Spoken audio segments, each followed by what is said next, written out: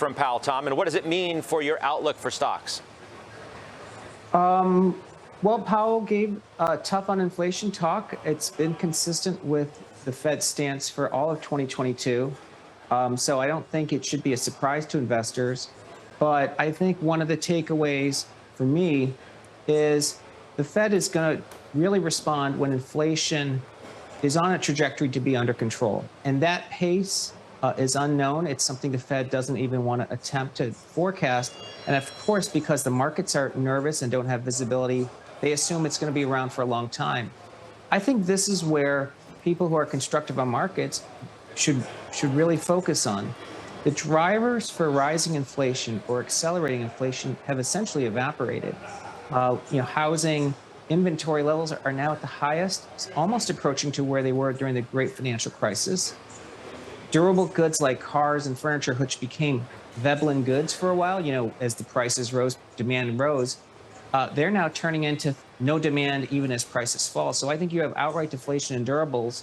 And then even on the subject of wages, we look at some of these high frequency measures like job openings from Indeed.com labs, they're down more than 40%. Wage growth doesn't have to get down to zero to meet the Fed's inflation target. They're being pretty explicit. It needs to fall about 1.5 percentage points in terms of wage growth. So if it's running around 3 to 4% is consistent with actual overall inflation of 2. So unless someone thinks inflationary drivers are accelerating, I don't think the Fed is sitting here wanting to crush asset markets. But they do want to remind people they're not going to be easy. And again, I think the stock market takes its cue from the bond market. The 10 years really kind of been pretty stable. I think this sell-off is going to end up being bought. Yeah, unless you think, and there is, at least in small corners at the moment, a belief that inflation is going to be more ingrained into the system than some people think, for a variety of reasons. It's the story that Nick Timros of the Journal wrote the other day. Geopolitics, protectionism, only increasing global demand for commodities, wages, and because of the job market that don't really go down all that much, the demand for housing, et cetera, around the globe. Are you considering that at all, or you sound fully dismissive of that view? I wouldn't say I'm dismissive. I think they're all credible points. But at the end of the day, the alchemy is, what is the shakeout in terms of consumer expectations for inflation? And the UMich surveys already show now for the third consecutive month, it'll be the third final, inflation expectations are falling, both on the 1 year and 5 year. So despite everyone's claim that inflation is even getting stronger, from a consumer's perspective, it's weakening. And look at the market-based measures of inflation. So if you look at the swaps market, the 1 year forward's at 2.7. It's pretty much been pinned there since mid-June. I don't think that the inflationary sort of outcome of all of these factors is actually accelerating inflation. I think it's cooling. I can't say I know where inflation is going to be in 12 months, but I would say that it seems like it's being on the downside versus consensus. So Farmer Jim, who's sitting next to me, Jim Lebenthal, said 50 in September, 25 after that, and 25 after that. What are your own expectations? Because I need to know that in order to discuss your year-end target, which is lofty for the S&P. I think between now and year-end, I think the Fed is going to do somewhere between 100 and 125 basis points of tightening. That's kind of on track with their explicit targets. So it could be 75 in September and then 25 in the 2 meetings after that. There's, I think, a misconception that just because the Fed is raising rates, markets have to fall. It really depends on how much is priced into market expectations already. And again, I think that's something we've been focusing on. If you look at the rates markets, it's already priced in the Fed being pretty aggressive into year end and actually even staying pretty tight throughout 2023. I know, but what happens if they send the economy as a result into a recession? You could cite any statistics you want that say, well, stocks can go up when rates go up. But these are unprecedented times.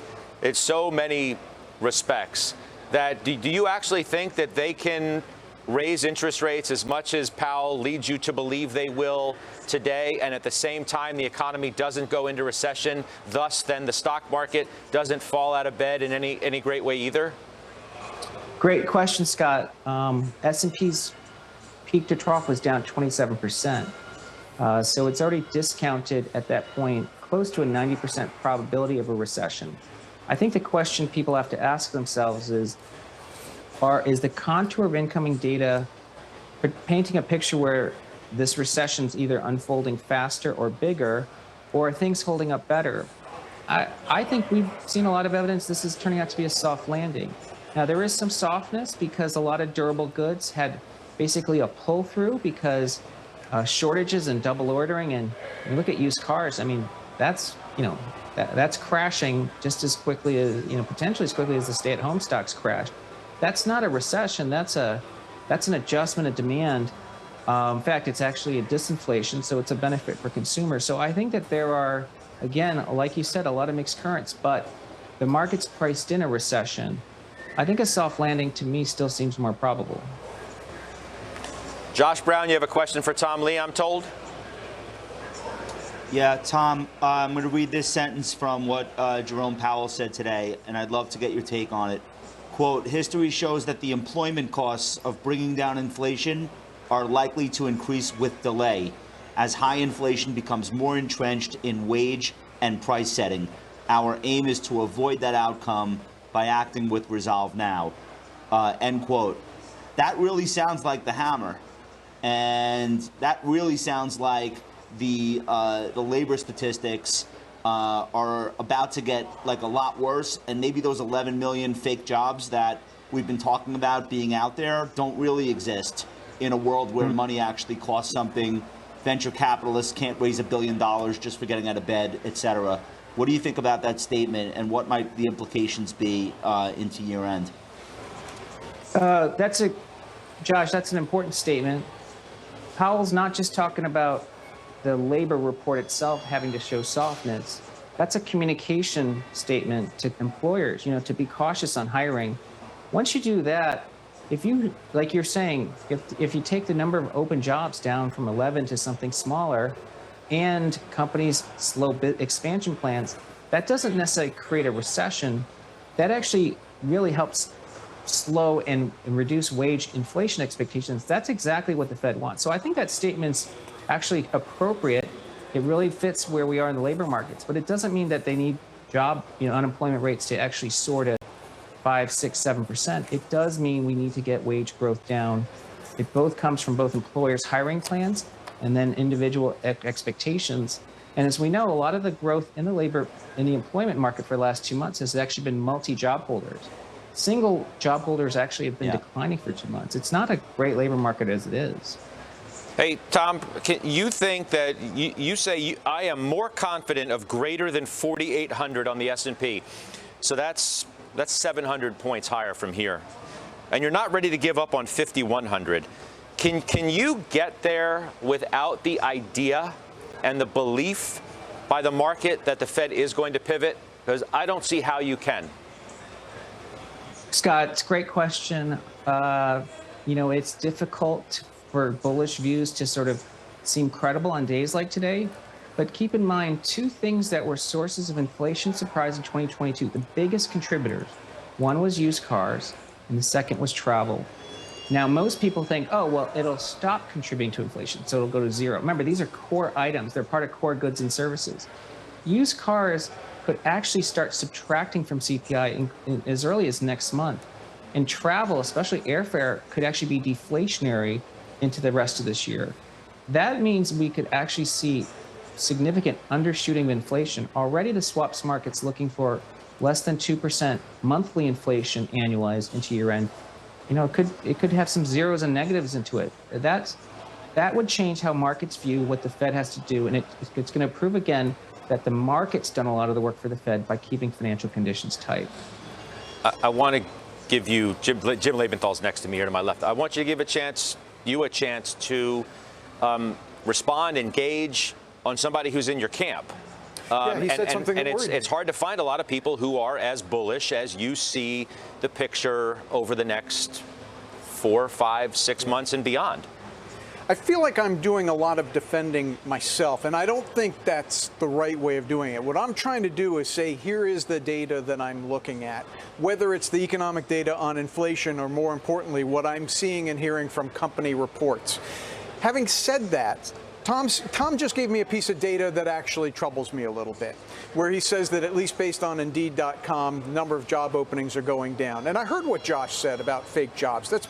Or fake job offerings. That's been out there for a while. I'm trying to juxtapose that with a Wall Street Journal article from 2 days ago that said that basically what we know, right? The reason the continuing jobless claims levels are so low is because people get laid off and they find a new job, right? Amazon warehouse worker gets laid off, they go across the street to the airport and get a baggage handler job. And by the way, the pay raises are continuing in that context.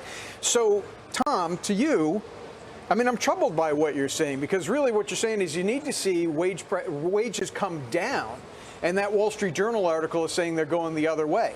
What are we hoping for? I mean, I know we're in a good news is bad news environment.